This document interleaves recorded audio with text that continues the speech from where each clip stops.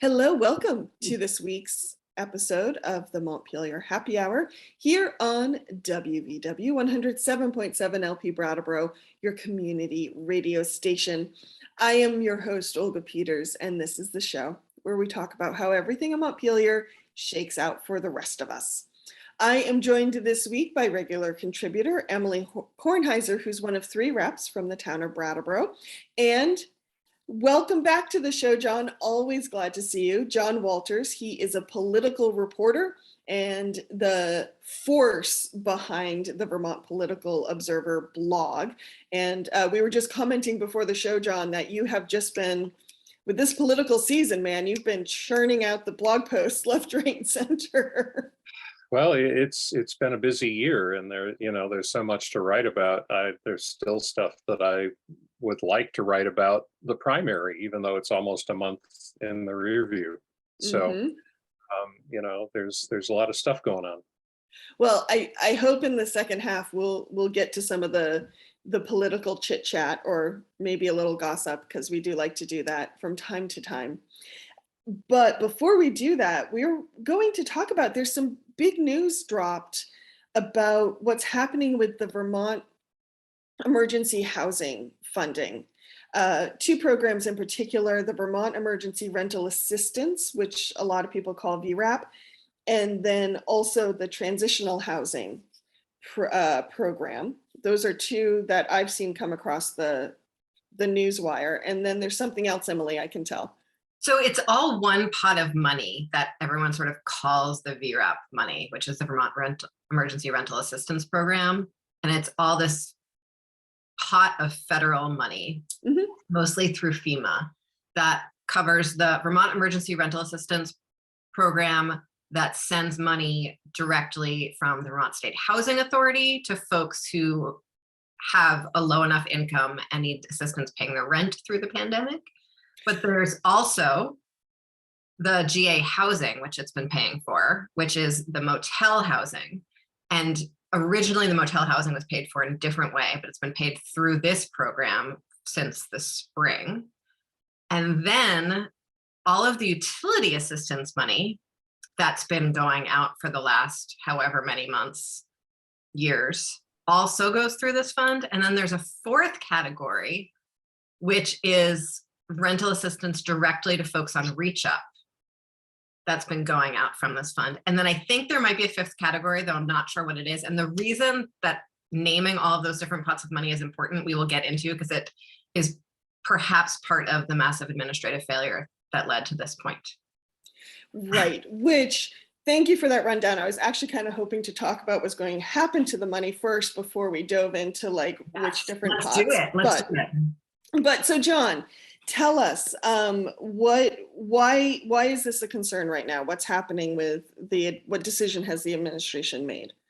Well, I think it was roughly a little over a week ago, the administration held a press conference in which they announced that VRAP was almost out of money, that they were going to have to start cutting off people at the end of September, which is extremely sudden, especially in the very, very tight rental market we have, across Vermont.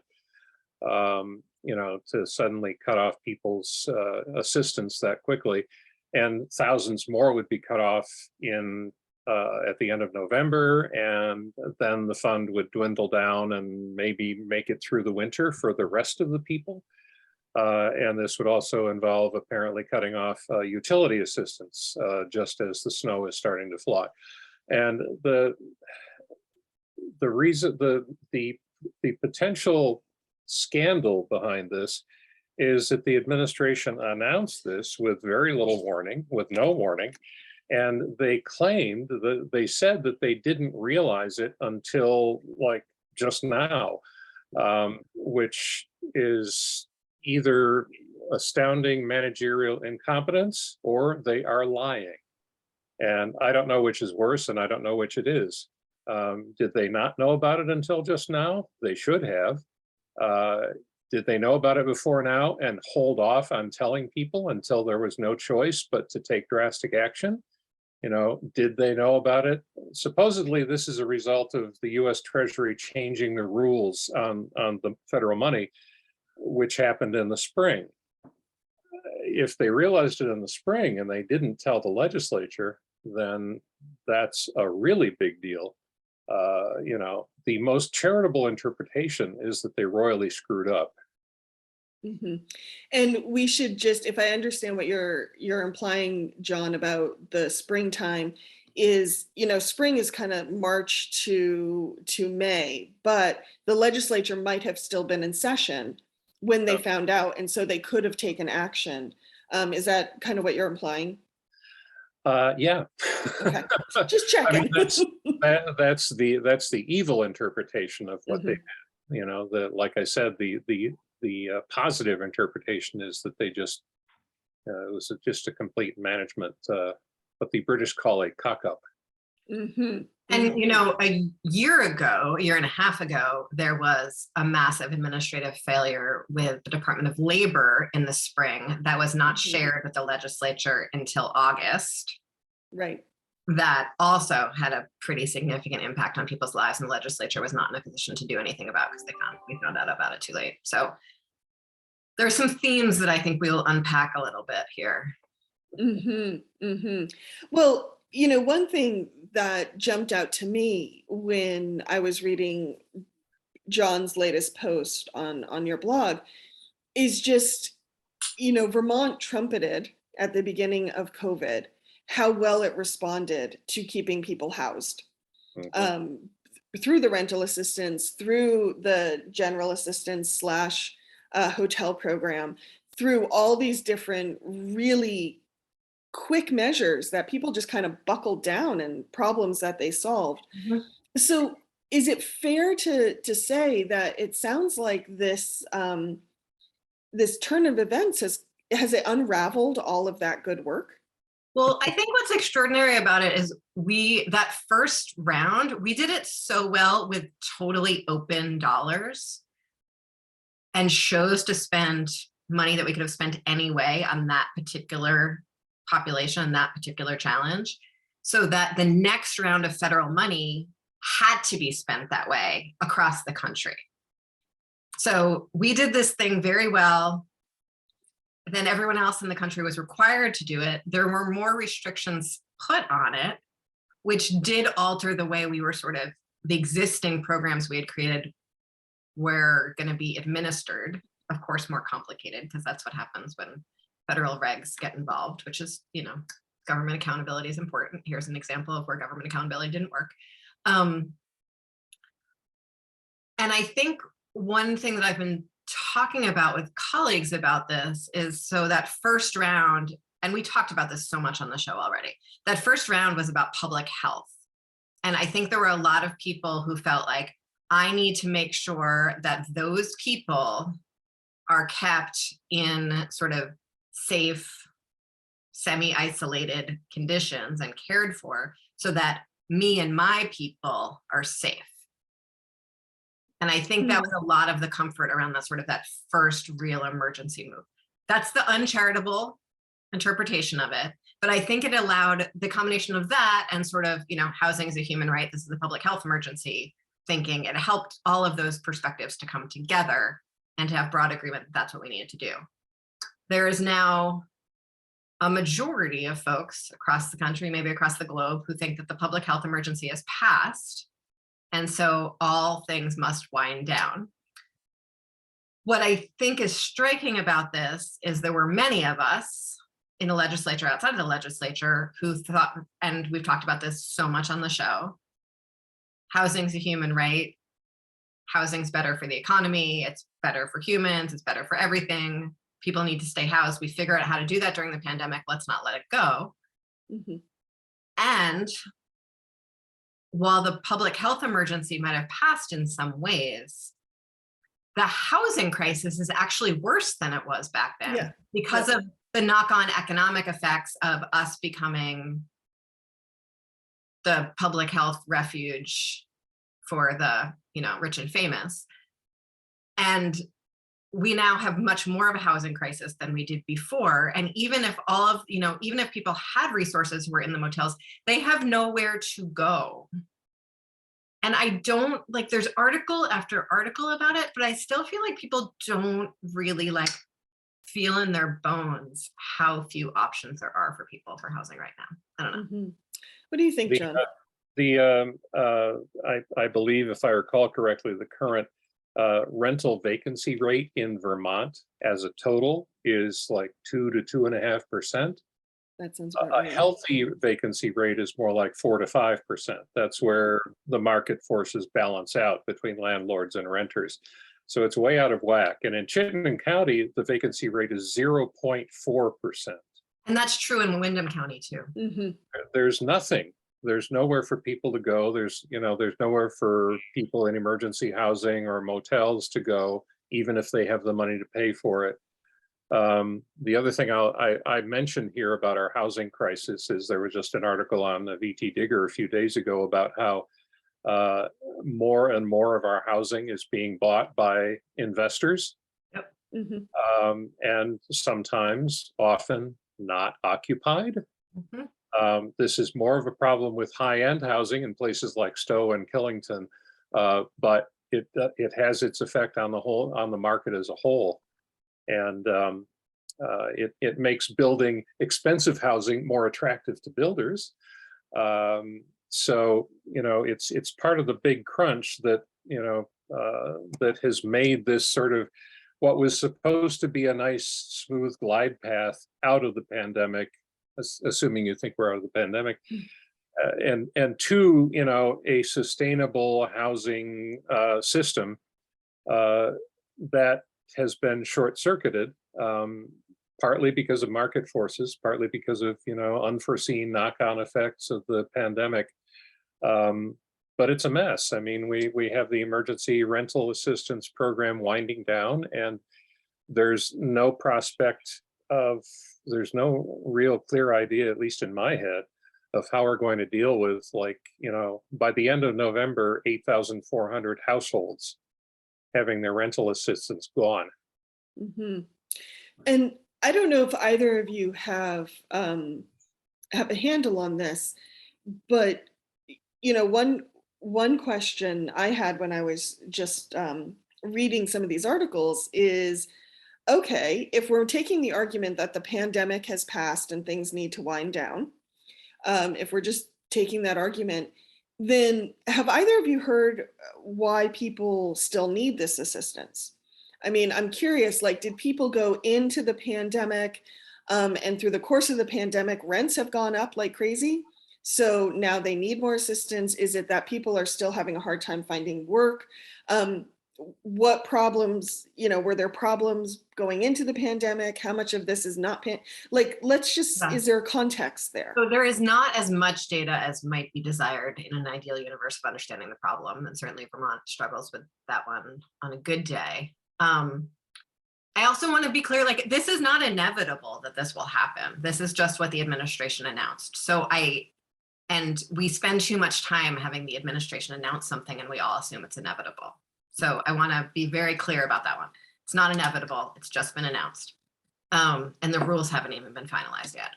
So, but there are a lot of folks in the motels specifically who were having housing struggles before the pandemic, would have been in the overflow shelter around the state in the winter, would have been camping during the summer, couch surfing.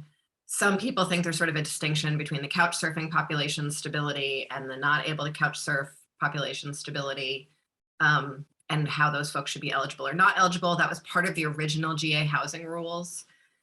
And so a lot of those folks are sort of the standard churn of the failing capitalist post whatever universe we live in. There are certainly a lot of folks who are still struggling mightily financially because childcare is really still very, very, very hard for many families. And wages have not, we know that rents have skyrocketed. And a lot of people are being sort of evicted. If they do find a new place, it's much more expensive than the last place. And people are being evicted because houses are being sold in order for second homeowners or, pandemic refugees. So there's that population. One thing that's interesting about, can I get into the money part yet, Olga, or should I keep? Okay. So they're split between let's leave the utilities aside for now, but there's the money that goes directly to Reach Up participants that is happening automatically. So there isn't a question for Reach Up participants, are you struggling to pay rent? Here is your rental subsidy. It is going automatically to Reach Up participants to cover the rent. Now, we've talked before on the show and had an entire episode dedicated to Reach Up, where it's very there's no universe where the $400 a month that goes to Reach Up is enough money for people. And so this was a way to sort of make Reach Up a more living possibility for folks. But again, it's not linked to people's ability or inability to pay their rent based on their living situation. Similarly, the VRAP that that's like actually the program that's actually called VRAP that goes out of the Vermont State Housing Authority. When that first started, the eligibility was linked much more closely to people's ability to pay, much more closely related to people having back rent bills. But in the spring, when there was concern that we actually weren't spending the money fast enough for the feds, there was a much bigger push on that program to get money out the door. And so, yeah. Sorry, there's also mortgage assistance too? Yeah. Is that wrapped in there too? Mortgage assistance, lot assistance, lot rent, and rent. And so there's a bigger push to get that money out the door. It's possible and sort of hypothesized that maybe some of the folks with that money are financially eligible, but not sort of might not have an emergency need. But again, don't have data on that. But that's it seems like it's possible that was sort of the rapidly growing alligator mouth that ate up the other funds because there was a big push for that. The motel assistance has grown a little bit, but not in sort of an alligator mouth way from what we can tell so far, that we have not gotten final numbers from the administration. And then the utility assistance was very, very slow to get the word out. As you said, winter's coming for the utilities. The one thing that's sort of reassuring to me about that is that we actually have regulatory mechanisms in place that people's electricity and heat can't be shut off during the winter. So that at least we actually have laws connected and regulations connected to that one, unlike the fact that people can still be evicted in the middle of the winter in Vermont with no recourse. So that's like the different pieces of money and how they fit together and how the dollars might have gotten spent quickly. If I may ask Emily a question, you mentioned earlier that you and your colleagues are talking about this. Obviously, I would expect that, but what are you saying? What's going to come from the legislature, or do you know yet? The speaker and the pro tem put out a statement immediately that was, the very polite sort of Dem need to collaborate with the administration version of what the F happened here? And why did you not talk to us, right? But it was very polite. And definitely there are some people who are why must we always be so polite? We have limited options before January, as you know. And even if we have a plan going into January, nothing, in a best case scenario, money wouldn't get out the door until mid-February. The only real mechanism we have available before January is the Joint Fiscal Committee, which I sit on, and does not actually have any real decision-making power. It really just has sort of the power of hearings and persuasion, and can approve things that the administration proposes, but can't do formal budget adjustment.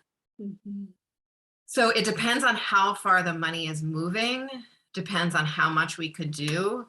I am positive, though I have not seen the numbers, that there are other funds that have not been spent fast enough in other places of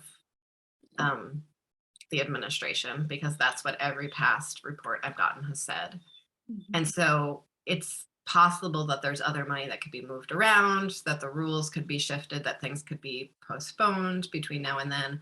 But again, that requires collaboration with the administration to get done, and creates this really interesting balancing act that you are incredibly eloquent about, John, which is basically like, what is our role as legislators to hold the administration accountable for like what often can seem like gross negligence, and be in this position in a tiny state where most policy is made through what feels like personal relationships to actually get it done, because as a citizen legislature, it's very, very hard to craft good policy without the corresponding administrative branch or department collaborating. And so how would real accountability possibly keep us from developing good policy in the future? And I think the Department of Labor is a great case study of that from last year. Yeah, John, there's a whole thing that I'm going to write someday about the almost complete lack of oversight in the state. The working title is "We have no idea how well our government works." And you know, it's like the auditor does a little bit of stuff, the legislature's joint fiscal office does some good stuff, but the citizen legislature is really in no position structurally to carry out the kind of oversight that, say, the US Congress does. So, you know, the administration, whichever administration it is, basically doesn't really have any effective outside oversight 90% of the time or more than that. So, but that's a topic for another day. well, actually, it made me wonder, John, if someone was to put in a public records request, which is a form of oversight, Yeah. what are some of your outstanding questions? Like, what kind of information or questions would you be looking for? Well, the thing that I would be focusing on is, you know, when the administration knew about this, you know, did they have no idea until last week? You know, end of August? Did they know earlier, and when did they know, and how much did they know when? And so, you know, the way to get at that would be to do a public records request for any communications within the administration, written, digital, whatever, having to do with VRAP and its budgeting. And that would clarify a lot. It would be a fair bit of work to slog through all those emails. You know, and it would be nice if one of our remaining media organizations with any muscle left on the bone, like maybe VT Digger, would take this on. Because I think there is a story to tell about how this happened. And all we have now is a very sketchy version of the administration's version of how this happened. I don't want to be a negative Nelly here with my two reporter friends, but okay, let's say someone slogs through all those public records requests. It turns out that the administration knew in March, and this was actually a deliberate ploy to end this program without anyone doing anything about it. Then what? Well, I mean, that's what happened with the Department of Labor last year. Like, it was very clear to the entire legislature that they had purposely kept a secret from us in order to not implement a law that we put into effect, and yet nothing happened. And that is in because fact, the person who was commissioner, was an interim commissioner at the point, was actually promoted to being a permanent commissioner in the midst of that. Emily, the only answer I have for you, and this is a frustration I have as a journalist, is a journalist's job is to witness, yes, and to tell the truth, but it's the community's job to then take that truth and act on it. So the question I would put to the legislature is who's acting on anything? And I would put the question to the voters too, like, how are you going to act on this new information? Because, you know, a journalist can write about something till they're blue in the face, but until the community does something. Yeah, you get the constant complaints about the media that they aren't covering a certain thing enough. And the truth is that you kind of can't cover something enough to penetrate the public consciousness unless there's some sort of, you know, zeitgeist momentum build. You know, you can put out a great story on, like, Digger has done a lot over the years on EB5, and I think that has finally stuck, at least to the extent that, you know, people generally know that EB5 was supposed to be a good thing and it turned out to be a fiscal disaster. Um, but that takes a lot, and a lot of it is out of the media's hands. So, you know, a lot of the time when I hear someone say the media hasn't covered this, you know, I can point to some examples of when the media has covered it, but, you know, the media can only do so much. And yes, after that, it has to pick up steam from legislators, responsible officials, members of the public putting pressure on. And that's one of the things that's kind of frustrating ongoingly about Phil Scott, is that he seems to have a Teflon coating and none of this ever sticks to him. And, you know, there are clear signs that his administration at least sometimes falls down on the job, and there's not enough quality control.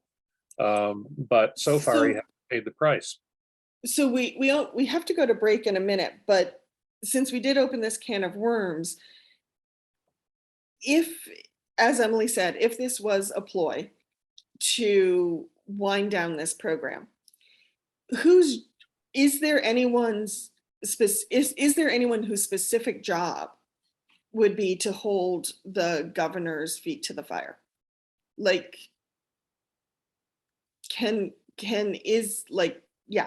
is there a chain of command? Is it just at the voting booth? Like, I mean, every minute that a citizen legislature spends in that kind of government accountability is a minute that we can't spend actually trying to solve the problem that the administration created.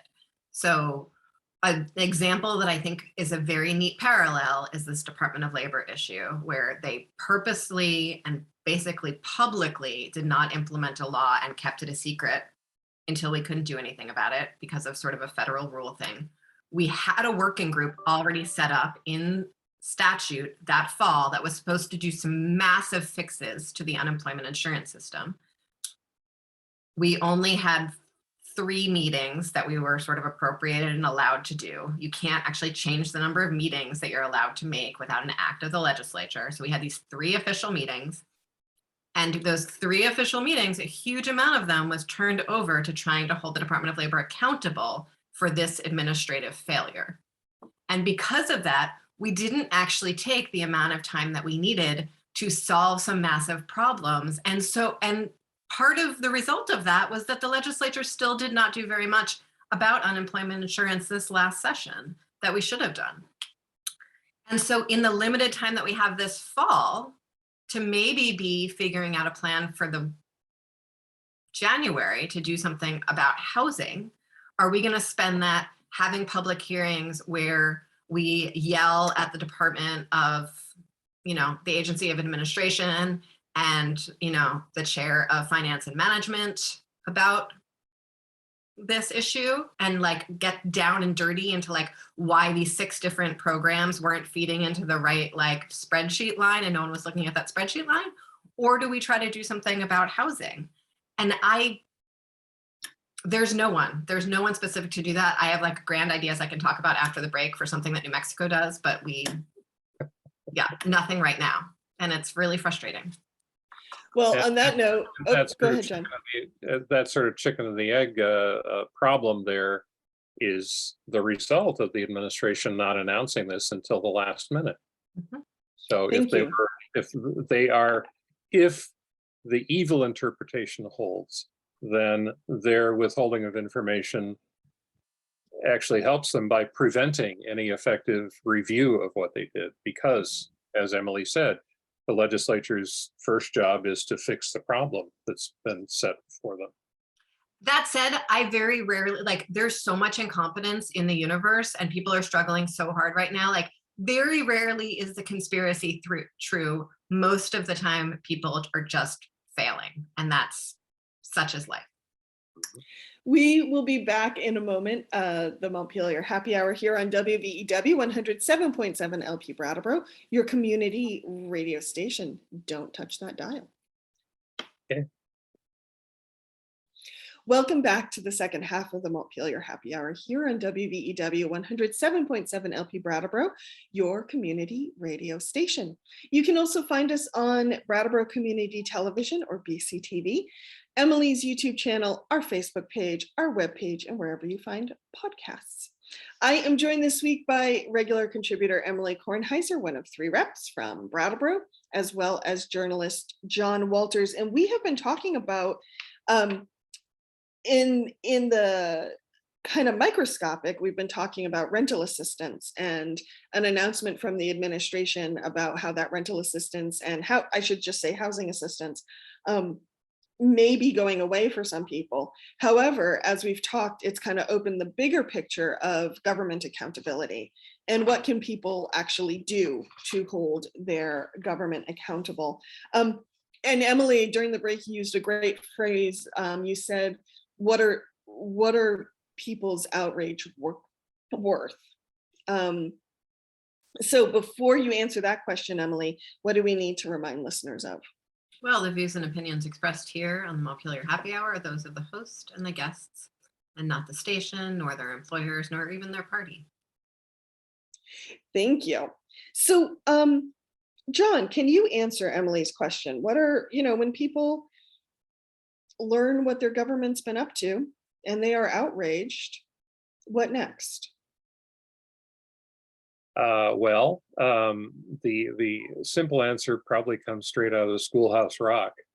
And it's obvious, and we can repeat it until we're blue in the face, and most people don't do it, but it's getting involved. And that doesn't necessarily mean getting involved in legislative hearings, although it would be nice if more citizens showed up for legislative hearings and gave their input instead of hearing from the same officials over and over again. But getting involved locally, working in your city party or county party, whichever party you're in, doing some volunteer work for a candidate or for a lawmaker. In the absence of lawmakers having staff, maybe they could, get some interested people in the community to do a little stuff for them. That would be amazing, universe. I just want to say thank you, John. Campaign season volunteers are great, but legislative season volunteers would be magical. Mm-hmm. Yeah, Mm-hmm. Because the work really is overwhelming for legislators, and I can say that because I'm not one. And I have seen it at work, and I have seen the limited amount of time that the legislature has. And Emily was right when she said in the first half of the show that they have to make some really serious choices about what they do. And if they devote, if they had set up something like the January 6th Commission and had, months of interviews and, public hearings that are carefully orchestrated and all that, then that committee, those people wouldn't get anything else done that year. Mm-hmm. And you just can't leave policy making alone that long. As it is, the legislature barely gets to, probably a third of the things that they could get to and that they really ought to get to. And it's not their fault. It's that everything takes time and they have very little of it. So yeah, if there were some way to get involved with your lawmaker, to provide some help, whatever that might be, that could be a really valuable, at least a little bit of an addition to what the legislature can do and what we can do in the policy space. And it's amazing how much people think that the government is this thing that's far away, and yeah, in the federal universe it is, but legislators are really, really highly accessible in Vermont, and they can be contacted, and they take public contact seriously, and they take the views that they get seriously. So you can have an effect in a state like Vermont. And sorry, Emily, I just want to be really clear in case there are listeners sitting out there wondering this. there's no one else in government like the Secretary of State, thinking other elected officials, or the auditor, or any other office whose job it is to kind of look at the legislature or the administration and hold them accountable. Well, Like that's I mean, that's kind of what the auditor is supposed to do. So can we okay. get into that in 1 second? I just want to Mhm. put a fine point on what John said. If I get an email from a constituent about an issue, that's a big deal. If I get 3, I start to think, oh my God, what's going on here? The most I've ever gotten on a single issue, and I'm talking about like abortion and guns, and was on school lunches. And even then it was like 30. And I felt like there was like a waterfall or a hose or whatever water thing we would use to describe it. So it's like really, and that's true for other legislators too. It's not just, me in my district. So it does matter. Thank you. So there's other sort of mechanisms to hold accountable. I think it's also, right before the break, I said that incompetence is generally more likely than conspiracies. And I want to be clear that there are a lot of reasons why the particular shape of the administration right now could fail. And it's not because they're bad people. We've been chronically underfunding state government for decades under multiple administrations and multiple parties, so that the people who are left have more to do and often less training to do it and less systems in place to do it well than at any other point in history, really. In the history of like the grand bureaucratic experiment, that started in the 1800s. So I don't want to blame any single individual for that. Though I think the point of having politically appointed secretaries and commissioners is in order to blame a single individual, and the Scott administration is famously skilled at not blaming those secretaries and commissioners. In fact, they tend to get promoted. So I just want to be sort of like clear. I don't, someone not looking at a spreadsheet might be because like we're all under like the worst chronic stress of our entire lives right now, and like everyone's doing a bad job at everything, myself included. Well, and I didn't ask the question assuming that there had been wrongdoing, but it sounds like, just based on what I'm hearing from you and John right now, is that we may not even have mechanisms in place to adequately address when we need to change course, when mistakes have happened and people are going to feel those ramifications, i.e. rental assistance drying up. What do we, like, even just to be able to say, okay, here's where the mistake happened and here's how we will correct it so it doesn't happen in the future. I mean, it's kind of sounding like we don't even really have an adequate structure for that. No, it largely depends on the administration caring about the job they're doing, and holding their own officials accountable for when things go wrong. And governors are not big on that. Peter Shumlin was, if anything, even worse than Phil Scott about that. Nobody wants to come out in public and say their administration is failing.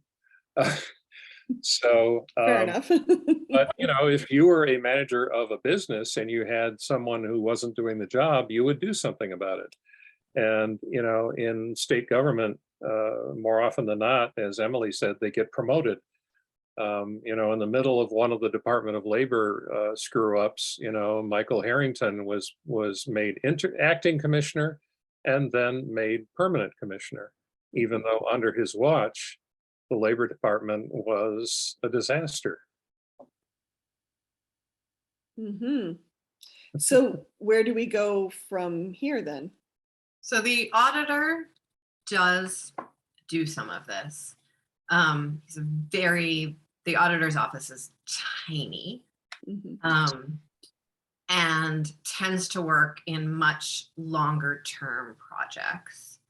And often by the time their report comes out, it gets a little sort of buried in the news feed, as we say. And then there's also the problem of, so I've I read all of the auditor's reports. Government accountability is incredibly important to me. It's like pretty much it's why I ran for office, as like unsexy as that is. And I still don't, so I read the report, the thing is uncovered. The mechanism to do something about that and make a public fuss is again, not there. Because the basic functions of our committee structures don't have a place for evaluating existing programs. We pretty much just look to create new ones. And part of that is our lack of staff, part of that is the part-time legislature, part of that is the citizen legislature, all these things. But New Mexico, which has a more part-time legislature than we do, they really only, every other year they only meet for a month. And the year that they're meeting for longer, it's still only, I think, 3 months. But they have a division in their joint fiscal office that's basically like a GAO, or Government Accountability Office, that works year round on hearings, on accountability hearings about whether or not different departments are sort of meeting their goals, fulfilling their promise, and whether or not programs and sort of theories of change are effective. And it's very possible that we could do something like that here with a minimum of, I mean, we would need more staff, but we wouldn't need that many more staff. And that's something that's been talked about since before I was in the legislature, but always sort of on the sidelines. I was involved in a project on it before I joined the legislature. There's a committee in the legislature called the Government Accountability Committee that no one pays any attention to and tends to not do all that much. That is sort of a mechanism for it. But our joint committee structures, again, are like understaffed, under-resourced, not enough time, et cetera. So that's the bummer report on what's available. Did I miss any? What did I miss, John?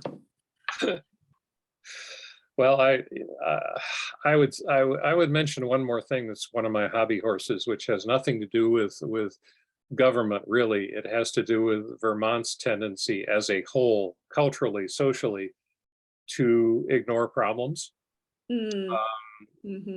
Shortly after my partner and I moved into Vermont, we both became aware of something that we came to call the Vermont stare, which is basically that when you suggest a change in something, and it might be something as simple as like, you know, storing paper clips, or it might be something as complex as, you know, fixing our money problem. What you get back is not a, "Huh, that's interesting," or a, "No, I don't think so." They just stare at you. And it's like it just goes past their heads and into the ether. And this is something, you know, we lived most of our lives in Michigan. We lived for a few years in New Hampshire before we moved here. And it's different here. And that plays into this. You know, my partner saw it in a big organization that he worked for. I saw it in a very small organization that I worked for. And it was, you know, the same sort of thing. And one time I was interviewing for a place I worked for then.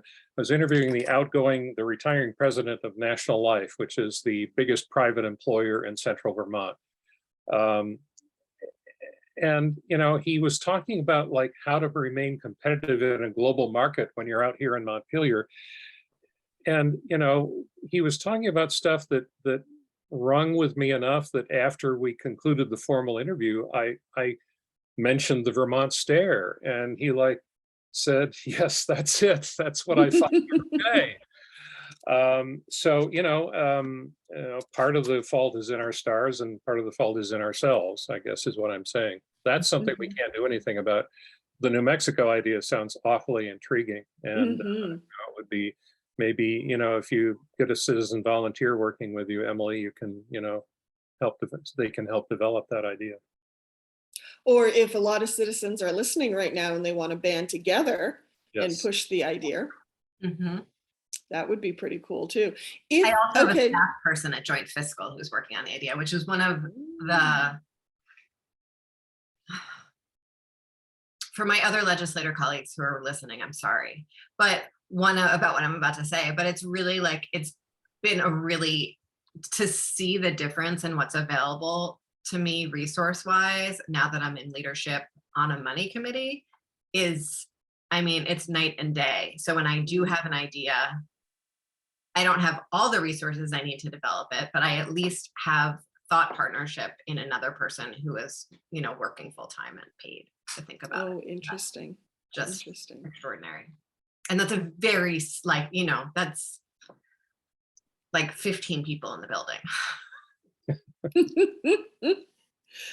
Well, thank you, Emily and John. I want to, for the rest of the show, just kind of shift gears a little bit, because I don't think we can have John Walters on the show without getting a little politically gossipy, just a little bit. So I'm just going to turn it right to John and say, on the big political landscape, what have you been digging into lately? Well, I just spent a lot of time looking at campaign finance reports and seeing, you know, where the major statewide candidates raised and spent their money, and trying to figure out sort of how the winners won and how the losers lost.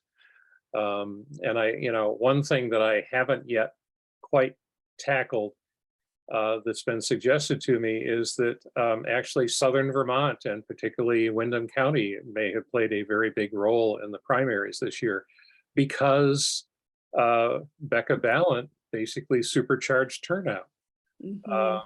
And that helped her win. She also did extremely well in Chittenden County, which is where a lot of the votes are. But it's been suggested to me, for instance, that didn't elect Becca Ballant, that didn't get her the nomination, but it may have pushed Sarah Copeland Hansis over the line to get the Secretary of State nomination. Mm. Apparently, she has some ties to Windham County too. So she may have had some voters to activate there, and that they were already activated because of Becca Ballant. So I have to look at the turnout numbers this year compared to the turnout numbers in past primaries to see if that's really true, but I wouldn't be surprised. Hmm.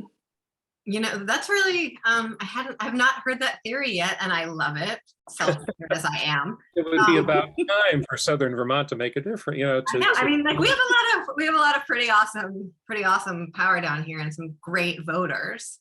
Yeah. And I think we're often taken for granted because we're so reliable in our Mhm. voting.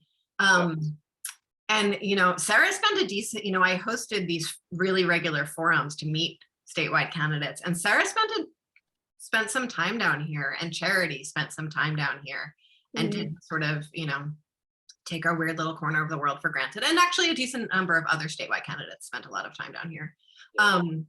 Sarah's brother lives in Brattleboro. Okay. They're very different. As siblings can be. Yes, he's also lovely.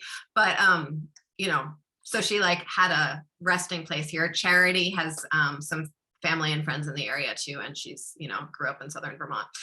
Not this side of Southern Vermont, but yeah, I think that's a fun little thing, supercharging our, you know, talking to folks who are just like so thrilled to go to the polls and vote for like our own Becca.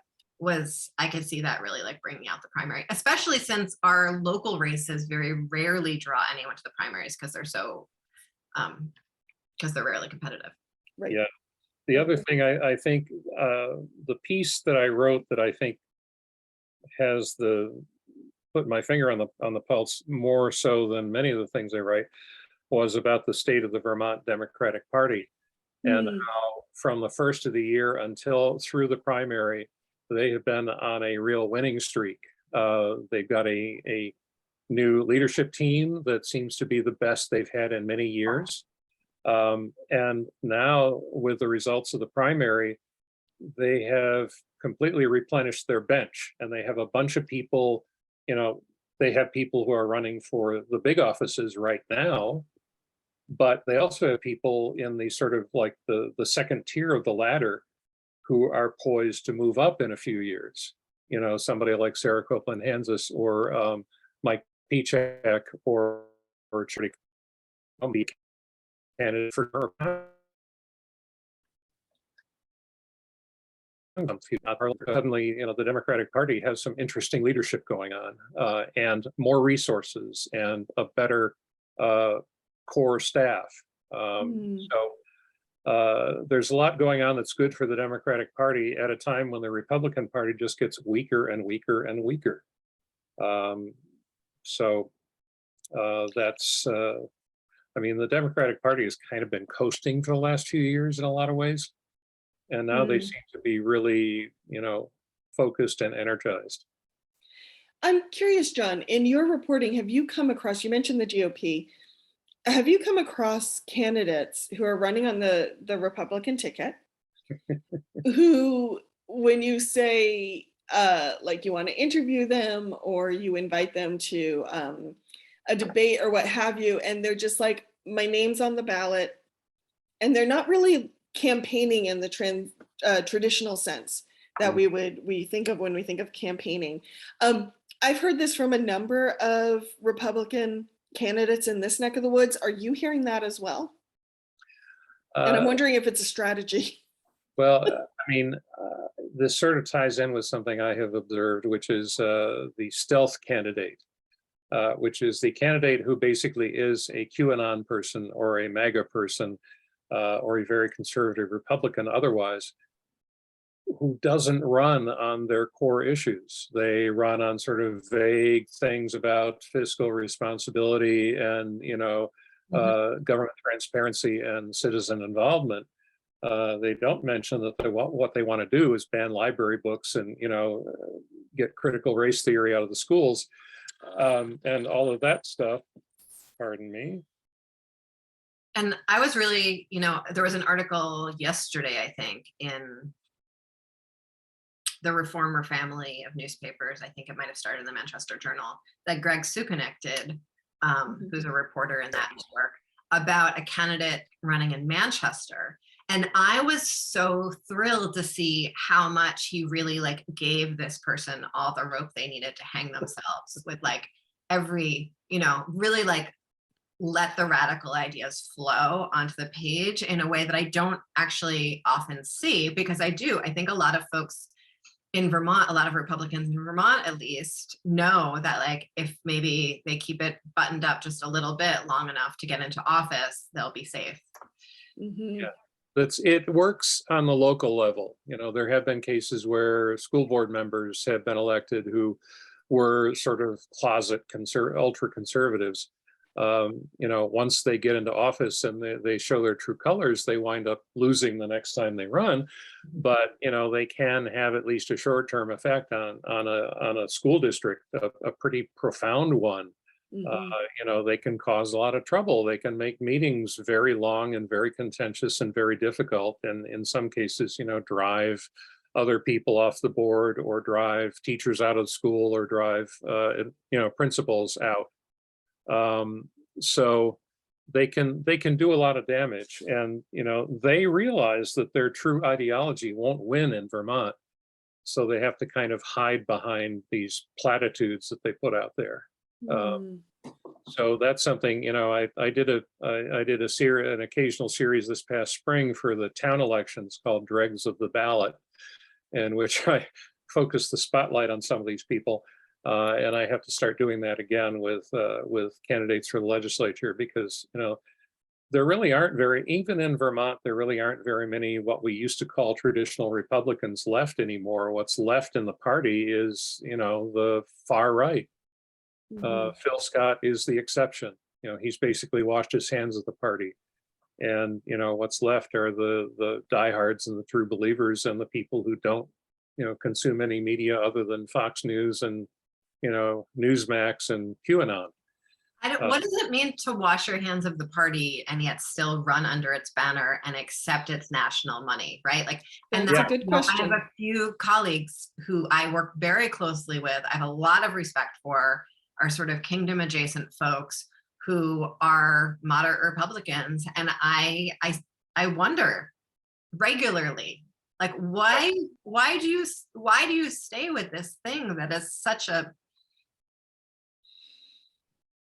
It has quite the reputation now. Wishful thinking, I suppose. Phil Scott has gotten away with it. Not gotten away with it. He just basically says, I don't have anything to do with them and they don't have anything to do with me. But, he does wear the label, and the few people like him and like Larry Hogan and Charlie Baker, and sort of Susan Collins, provide a little bit of validity to the Republican brand Mhm. that otherwise would not be there. If Phil Scott was off the ballot, there would be nothing but, the John Clars of the world on representing the Republican Party, and then things would get really dire in a hurry for them. We unfortunately, Emily and John, we're out of time, but any last minute notes you want to leave listeners with before we sign off? No. Lots to think about, folks. We covered government accountability. We covered housing as a human right. We covered the GOP. So juicy episode. Thank you for that, John. If folks want to read more of your work, where can they find the Vermont Political Observer? Well, it's very simple. It's the VPO, THEVPO.org, or just, search for Vermont Political Observer and you'll find it. So that's where I hang out. Fantastic. And Emily, if people want to be in contact with you? Just want to also give a plug for John's charming Twitter feed. I can be found, or you can find ways to find me, I think is probably more specific, at emilykornheiser.org, where there are links to my phone number and my email address and all my social media feeds, as well as events and opportunities to connect in the real life. Thank you. And as always, you can find the Montpelier Happy Hour on WVEW 107.7 LP Brattleboro, your community radio station, every Friday at 2 p.m., as well as our Captivate page, our Facebook page. And you can always drop us an email at I'm trying to do the Vermont Political Observer. Sorry. You can drop us an email at the Montpelier Happy Hour at gmail.com, and have a great weekend, everybody.